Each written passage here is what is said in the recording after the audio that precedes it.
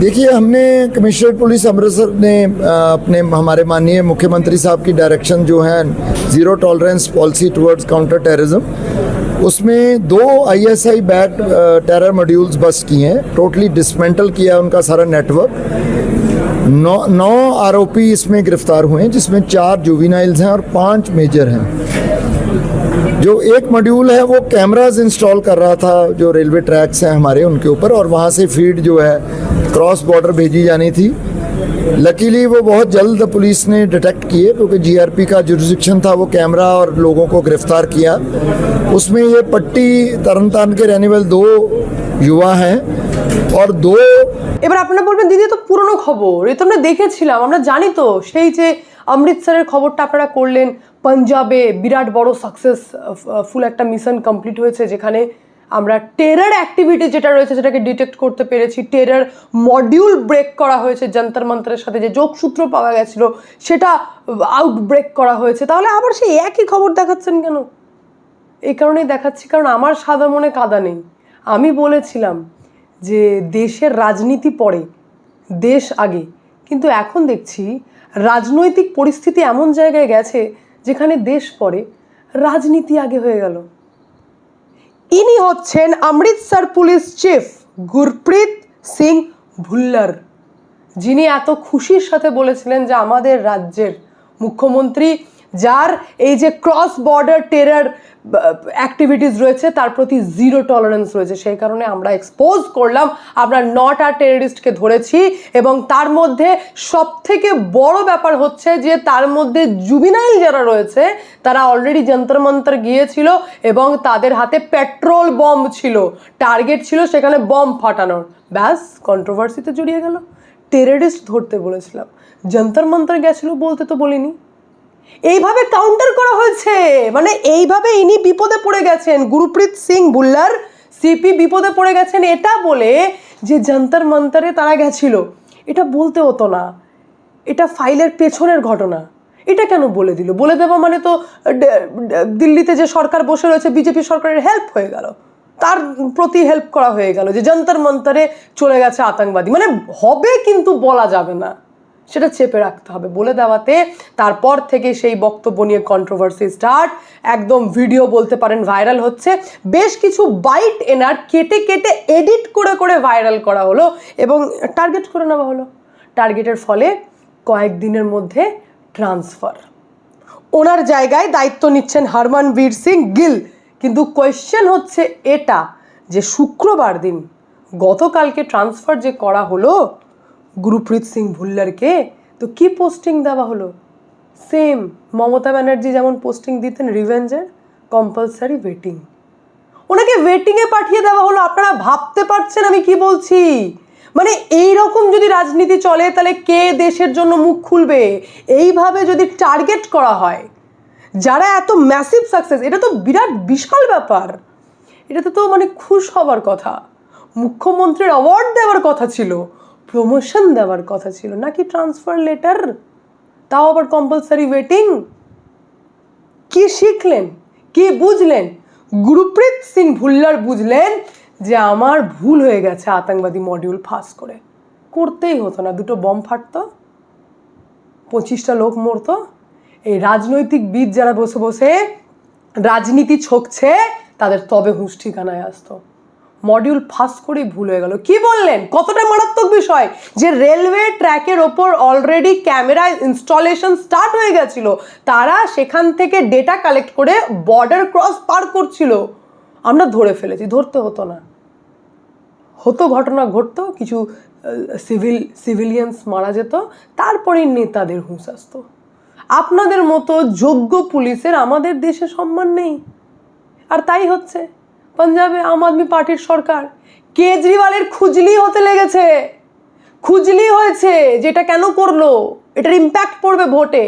কে ফায়দা নেবে যদি বিজেপি ফায়দা নিয়ে নেয়? তো আরে ভাই, আমেরিকার সঙ্গে পরে লড়াই হবে, পাকিস্তানের সঙ্গে পরে লড়াই হবে, আগে বাড়ির শত্রুকে লিপটাই।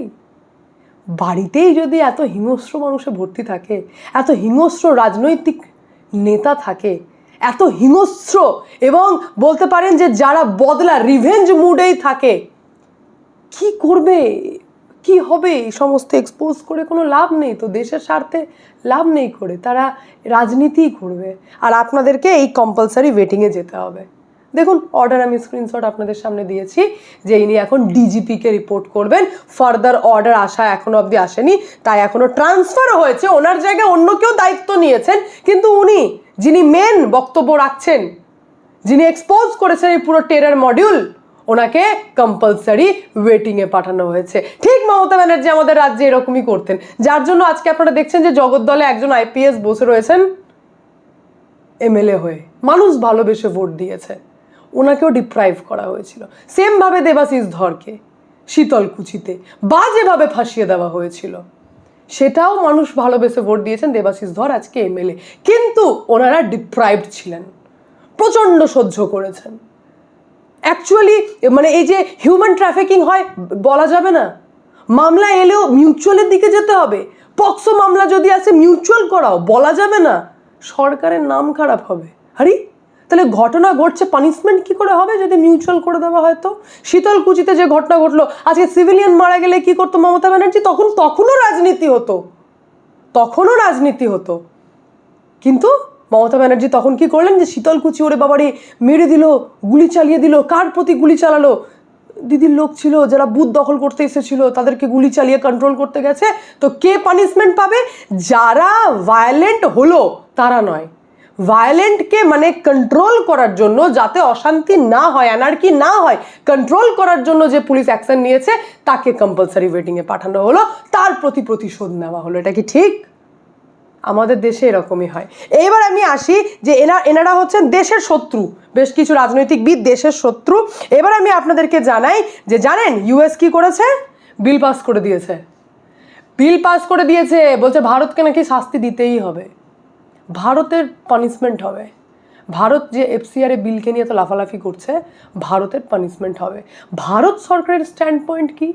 এমইএর দিক থেকে জানিয়ে দেওয়া হলো যে আমরা দেখছি, এমইএ স্পোক্সপারসন বলছেন, রণধীর জয়সওয়াল বলছেন যে আমরা দেখছি যে আমাদের দেশের এফসিআর বিল রিলেটেড ম্যাটার নিয়ে বেশ কিছু দেশ কিন্তু টিপ্পণী করছে, কমেন্ট পাস করছে। বিল দেশের ইন্টারনাল ম্যাটার, সেটাকে নিয়ে আমরা সংসদে আলোচনা করব এবং সংসদই ডিসাইড করবে। যে দেশগুলি বিদেশি ফান্ডিং করে থাকে তার মধ্যে আমেরিকাও রয়েছে। বলে দিয়েছে ভাই আমাদের শত্রু শুধুমাত্র পাকিস্তান নয়, শত্রু শত্রু বলতেই হবে, সত্যি কথা বলে দিয়েছেন। ব্যাস, আমেরিকার হুঁশ উড়ে গেছে, তারা রিভেঞ্জ মুডে, ফুল রিভেঞ্জ মুড। তারা বিল পাস করে দিয়েছে, তাদের বক্তব্য হচ্ছে ভারতকে এবার শাস্তি দিতে গেলে ভাতে মারতে হবে, ট্যাক্স বাড়াও, 100% ট্যাক্স। ভাবতে পারছেন 50% ট্যাক্স ইনক্রিজ করা হয়েছিল, চাপানো হয়েছিল, এবার বলছেন 100% হবে। কিভাবে? আমেরিকার সেনেটে দুটি বিল পাস করা হয়েছে, তার মধ্যে একটা হচ্ছে রাশিয়াকে নিয়ে। আমরা তো শুনিনি রাশিয়ার কাছ থেকে যারা নাকি তেল কিনবে যে দেশ, আমাদের ভারতকেও বলা হয়েছিল যে তেল যেন না কেনা হয়। ভারত সরকার বুড়ো আঙুল দেখিয়েছেন যে আমরা ব্যবসা করব, কোথায় থেকে তেল কিনবো, কী করবো সেটা আমাদের ব্যাপার, আমরা শুনিনি। তো বিল পাস করা হয়েছে যে রাশিয়া থেকে যারা তেল কিনেছে, যে দেশ যারা নাকি রাশিয়াকে একরকমভাবে অর্থনৈতিকভাবে শক্ত করছে, সেই দেশের বিরুদ্ধে নাকি আমেরিকা অ্যাকশন নেবে এবং 100% শুল্ক চাপানো হবে। তার মধ্যে 2 থেকে 3, হাতে গোনা 6টা দেশ, তার মধ্যে 2টো দেশ পার হতে হতে 3 নম্বরে ভারতের নাম। আরে ভাই রিভেঞ্জ মুডে পুরোপুরি আমেরিকা, এ তো পুরো রিভেঞ্জ মুডে চলে গেছে। ফার্স্ট। সেকেন্ড, আমি জানাই আপনাদেরকে ইরানকেও ছাড়া হয়নি, এদের দাদাগিরি একবার ভাবুন। আমি দেখে অবাক হয়ে যাই যে কোন মতিভ্রষ্ট হয়েছিল আমার, যে আমি ট্রাম্পকে সাপোর্ট করেছিলাম ইলেকশন টাইমে। আমি করেছিলাম, আমি চেয়েছিলাম যে আমেরিকাতে যেন ওই জো বাইডেনের জায়গায় যে দাঁড়িয়েছিলেন না, একজন মহিলা ছিলেন, কমলা হ্যারি সম্ভবত নাম ছিল, আমি ওনাকে সাপোর্ট করিনি। আমি চেয়েছিলাম যে ট্রাম্প জিতুক। আই ওয়াজ রং, আমি ভুল ছিলাম। আমি ডাম্পের মতো লোককে সাপোর্ট করেছি, মানে আমি এখন ভাবছি যে আমি একদম ভবিষ্যৎ দেখতে পাই না। এবং এখানে দেখুন এত দাদাগিরি যে বলছেন যে ইরান, এক তো হচ্ছে ইরানের সঙ্গে পারছে না, মুখেও বলতে পারছে না, থামতেও পারছে না, যুদ্ধ চলছে। তো ইরানে এনার্জি সেক্টরে যারা বিনিয়োগ করেছে যে সমস্ত সংস্থা, তাদেরকে নাকি জরিমানা করা হবে, মানে টাকা থাকলে সব হয়। দাদাগিরি করে বেড়াচ্ছে, যা খুশি তাই এই বিল পাস করছেন। মানে এনাদের তো আর ওই ডেভেলপমেন্টওয়ালা ইস্যু নেই, এই সব করছেন। ভারতে 100% চাপাও, আর এদিকে ইরানে যে সমস্ত সংস্থা এনার্জি সেক্টরে ইনভেস্ট করেছে তাদেরকে জরিমানা লাগাও, সাপোর্ট করছে ইরানকে। আরে ভাই, তোমরা ডিসাইড করবে কে কোথায় ইনভেস্ট করবে, কি করবে, কে কোথায় থেকে তেল কিনবে, কে কার সাথে ব্যবসা করবে, কে কার সাথে শত্রুতা করবে, সেটা আমেরিকা ডিসাইড করবে। আর তাই হচ্ছে। এখন তো ভারত তো 1 নম্বর শত্রু। আমি আবারও বলছি যে বিভিন্ন জায়গায় আদিবাসী অঞ্চলে চলে যান, সেখানে ইসলাম খুঁজে পাবেন না, খুঁজে পাবেন জোসেফ, হ্যাঁ, খুঁজে পাবেন সব বিভিন্ন রকম সব কেমন কেমন ধরনের নাম। জানতে চাইছি কি ধর্ম, তো বলছেন নাকি দেখতে ভারতীয়, বলছি খ্রিশ্চান। আমরা হিন্দু মুসলিম করতে থেকে গেছি, গ্রামের পর গ্রাম খ্রিশ্চান হয়ে গেছে। ভারত সরকার ধরে ফেলেছে, বলছে এ তো হতে দেবো না। তো এখন ব্যাস আমেরিকার ঘুম উড়ে গেছে। মাদ্রাসা 35,000 পাবেন যদি টোটাল রেজিস্টার্ড, ওই চার্চ আর কনভেন্ট স্কুল আপনারা 70 থেকে 75,000-এর বেশি পাবেন। তো কার রাজত্ব চলছে? তো ভেতরে ঢুকলাম না, আপাতত আমি মোটা যেটা দেখতে পাচ্ছি যে ইউএস কিন্তু বদলা নেওয়ার মুডে চলে এসেছে। তাদের আর চক্ষু লজ্জা বলে কিছু নেই। এতদিন তো মুখ ঢেকে চুপি হতো, এখন তারা ওপেনই ভারতের এগেনস্টে চলে গেছে এবং ভারতের থেকে নাকি তারা বদলা নেবে। FCRA বিল একদম নাকি এগেনস্টে, মানে ওটা যেন ভারতে পাস না হয়। আমাদের ভারত সরকারের স্ট্যান্ড ক্লিয়ার। আর ইনফ্যাক্ট আমি আরেকটা বড় খবর পেলাম, সেটা হচ্ছে এই 11, 12, 13 বড় কিছু হতে চলেছে। কারণ বিজেপির দিক থেকে তাদের এমপিদেরকে হুইপ জারি করে দেওয়া হয়েছে, এবং হুইপ জারি করা মানে হচ্ছে এনি হাও সংসদে উপস্থিত হতেই হবে। আর যখন হতেই হবে ব্যাপারটা আসছে, তার মানে ডেফিনেটলি সেই দিন বড় কিছু হতে চলেছে। 11, 12, 13 ভারত আর সেই আগের ভারত শুননেওয়ালা নেই ভাই। আমেরিকা যতই চোখ দেখাক, হাত দেখাক, পা দেখাক, নাক দেখাক, ভারত শুননেওয়ালা না হলে আমেরিকা যে চোখ দেখাচ্ছে অনেকক্ষণ ধরে ফটর করছে, তারপরেও এমইএ বলে দিয়েছেন, এমইএ স্পোক্সপারসন বলে দিয়েছেন ভারতের স্ট্যান্ড পয়েন্ট ক্লিয়ার, যে আমাদের ইন্টারনাল ম্যাটার, আমাদের ইন্টারনাল বিলে আমরা বিদেশি হস্তক্ষেপ পছন্দ করছি না, একদম ফাইনাল। সেই জায়গায় বিজেপির দিক থেকে এবার 12, 11, 12, 13 এই 3 দিন বড় কিছু হতে চলেছে। হুইপ জারি করা হয়েছে এমপিদেরকে নিয়ে, এবং সেখানে কংগ্রেসের দিক থেকেও হুইপ জারি করা হয়েছে। তার মানে বড় কিছু আপনারা দেখতে পাবেন সেই দিন সংসদে।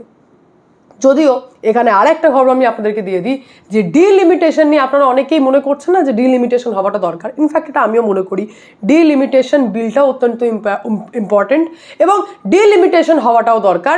তো ডিএমকে যে কি ইন্ডিয়া অ্যালায়েন্সে নেই, আগে ক্লিয়ার হয়ে যান। আগে আপনারা ভাববেন যে ডিএমকে হয়তো ইন্ডিয়া অ্যালায়েন্সে আছে, ডিএমকে কিন্তু ইন্ডিয়া অ্যালায়েন্সে নেই। ডিএমকে সেপারেটলি ইলেকশন লড়বে, এবং সে না আছে ইন্ডিয়া অ্যালায়েন্সে, না আছে এনডিএতে। তো ভারত সরকারের প্ল্যান ছিল যে ডিলিমিটেশন বিল পাস করতে ডিএমকের সাপোর্ট পাবে, কিন্তু ডিএমকে এখন কিন্তু নড়ে বসেছে। তারা বলছে ডিলিমিটেশন বিল পাসে আমরা নেই। এবার ডিলিমিটেশন বিল পাসে ডিএমকে থাকবে কি থাকবে না, তাদের ভোটটা কোন দিকে যায়, নাকি তারা সংসদ ছেড়ে বেরিয়ে যাবে, সেটা তো সিচুয়েশন বলবে, সময় বলবে। কিন্তু আপাততর জন্য 11, 12, 13 বড় কিছু হতে চলেছে। ভারত সরকারের দিক থেকে, বিজেপির দিক থেকে হুইপ জারি করা হয়েছে যে তাদের প্রত্যেকটা সাংসদকে সেই দিন উপস্থিত থাকতে হবে। এই সমস্ত খবর তো খুব ভালো লাগলো, চলুন ঠিক আছে, ভারত সরকারের স্ট্যান্ড পয়েন্ট ক্লিয়ার। কিন্তু এর মধ্যে আর একটা খুব খারাপ ব্যাপার ঘটেছে, যেটা আমার কিন্তু মাথায় খটখট করছে, এবং আমি এটাকে 100% সমর্থন করি না। সরকারই বলছিল ক্যাশ বেশি নিয়ে চলাফেরা করা ঠিক নয়, তোমরা অনলাইন ট্রানজ্যাকশন করো, অনলাইন। এবার অনলাইন করে দিয়ে এমন হয়েছে যে এখন বিশ্বাস করুন, ওই যে রাস্তার ধারের বাথরুমও যদি 5 টাকায় যাই, সেটাও আমি অনলাইনেই দিয়ে থাকি টাকা। মানে ডিপেন্ডেন্সিটা অনলাইনে এই লেভেলে গেছে। বাজারও করতে গেলে ক্যাশের থেকে অনলাইনেও কাজ চলে যায়, ডিপেন্ডেন্সি এই লেভেলে গেছে। তো যখন আমাকে মানে চড়িয়ে দেওয়া হলো 4 তলায়, তারপর যদি মই কেড়ে নেওয়া হয়, তাহলে কেমন লাগে ভাবুন। মানে সমুদ্রে নামিয়ে দিয়ে নৌকা ফেরত নিয়ে নিয়েছে, জাহাজ ফেরত চলে গেল, আমি মাঝ সমুদ্রে পড়ে আছি। মানে সিচুয়েশনটা এরকম। আমি দেখলাম যে পেমেন্ট অ্যান্ড সেটেলমেন্ট সিস্টেম অ্যাক্টকে পাস করা হয়েছে সংসদে। কি বিষয়টা হচ্ছে MDR এবার নাকি ব্যাংক লাগু করতে পারবে, মার্চেন্ট ডিসকাউন্ট রেট। ভাই কি বিষয়টা হচ্ছে যে যারা ব্যবসাদার তাদের ওপর ব্যাংক নাকি এবার এই এমডিআর চাপাতে পারবে, মানে 2000 টাকার ওপর যদি অনলাইন পেমেন্ট দেওয়া হয় তাহলে তার ওপর নাকি কিছু টাকা ব্যাংক চার্জ নিতে পারে। মানে এর কি হচ্ছে নাকি 2000 টাকার উপর চার্জ নিতে পারে, মানে বলছে মানুষের থেকে নেব না, বড় বড় ব্যবসাদার থেকে নেব। এটা কি ধরনের কথা? ব্যবসাদার যদি বলে যে তোমরা 2000 টাকা দিও না, অনলাইনে ক্যাশ দাও, তো কোথা থেকে দেবো আমরা? আবার তো একটা সিস্টেমের মধ্যে গন্ডগোল তৈরি হচ্ছে। সরকার বলছে মানুষের থেকে নেব না, ব্যবসাদার দেবে টাকা। 2000-এর বেশি অনলাইনে পেমেন্ট হলে তখন তারা কিছু অ্যামাউন্ট ব্যাংক নিতে পারে। তো যদি ব্যবসাদার আমাকে বলে যে না আমি অনলাইনে নেব না, ক্যাশ দিন আপনি, তখন তো আবার সেই ঘুরে ফিরে ক্যাশের দিকে চলে যাচ্ছে সরকার। আমি 2 দিনে কিনবো না, 3 দিন কিনবো না, 4 দিনের দিন ক্যাশ নিয়ে যাব। একবার ভুল হবে, 2 নম্বর বাড়িতে দোকানদার তো বলেই দেবে আমাকে যে ক্যাশ দিয়েন। তাহলে এই যে জোর করে একটা অনলাইন প্রসেসের ওপর টাকা চাপানো, এই তো 2 দিন পর তো সাধারণ মানুষকে বলবে যে ফুচকা খাচ্ছ 10 টাকার 50 পয়সা দাও। কি ভাই, আমি বলেছিলাম অনলাইন আনতে, আমরা তো ক্যাশেই ডিল করতাম। সরকার বলেছিল যে এতে নাকি আতঙ্কবাদীদের বিরাট কিছু চলছে, একটা র্যাকেট চলছে, বেশি ক্যাশ নিয়ে ট্রানজ্যাকশন করা যাবে না, যত অনলাইন হয় তত ভালো। আর এখন দেখছি এই দেখুন এমডিআর কোথা থেকে লাগু হয়ে গেল, মার্চেন্ট ডিসকাউন্ট বিল দৌড়ে বেড়া। এবার মার্চেন্ট ডিসকাউন্ট রেট নিয়ে এবার ব্যবসাদারদেরকে বলছে তোমাদের থেকে নেবো, সাধারণ মানুষের থেকে থোড়ি নিচ্ছি। এই যদি চলতে থাকে তাহলে মুশকিল আছে। এই সাপোর্ট করা যায় না। মানে অনলাইন ট্রানজ্যাকশানে যদি আমাকে টাকা দিতে হয়, করলাম না অনলাইন, রাখলাম ক্যাশ। আমি কি ভুল বলছি? মানে আপনাদের কি মনে হয় আমি কি ভুল বলছি? আপনাদের যেটা মনে হয় অতি অবশ্যই কমেন্টের মাধ্যমে জানান। আমি এখানে এন্ড করি, দেখা হচ্ছে নেক্সট ভিডিওতে। ভালো থাকবেন, সুস্থ থাকবেন। সংজ্ঞা অদ্বিতীয়া চ্যানেলকে অতি অবশ্যই সাবস্ক্রাইব করবেন, কারণ একটাই, যা হবে স্পষ্ট হবে।